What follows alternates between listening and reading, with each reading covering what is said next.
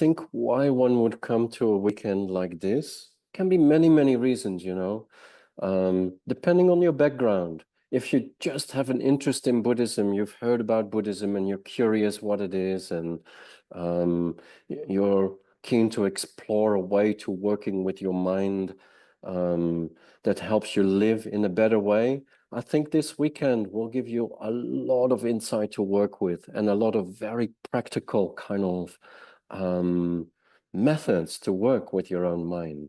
So on that level, this weekend is good for a very foundational kind of introduction to Buddhism.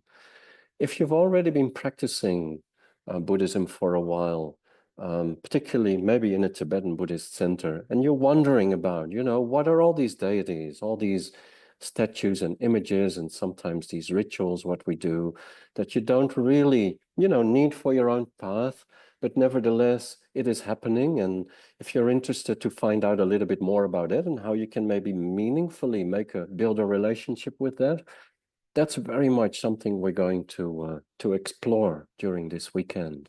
Again, in a very practical and contemplative, reflective kind of way as well. This is not going to be a weekend on the history of Tibetan Buddhism or some kind of Tibetology kind of study weekend, but we're going to really keep our focus squarely also on the contemplative, reflective, and the practice side.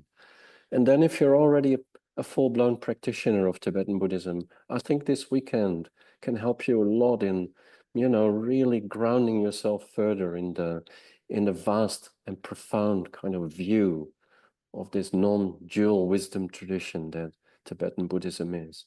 So it depends a lot on who you are, but if you're in one of these three categories, I think you will find something for you and ways to work with your mind. And if you're curious about this, really challenging notion of with our thoughts, we make our world.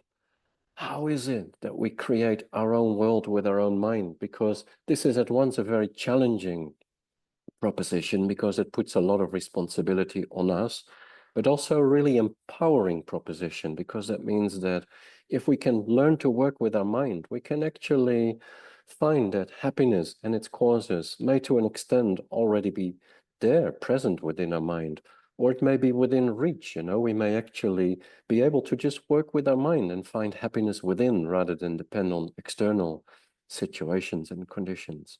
So if any of this is of interest to you, then I think this weekend will be a very rich, collaborative, dialogue, exploration of Tibetan Buddhism.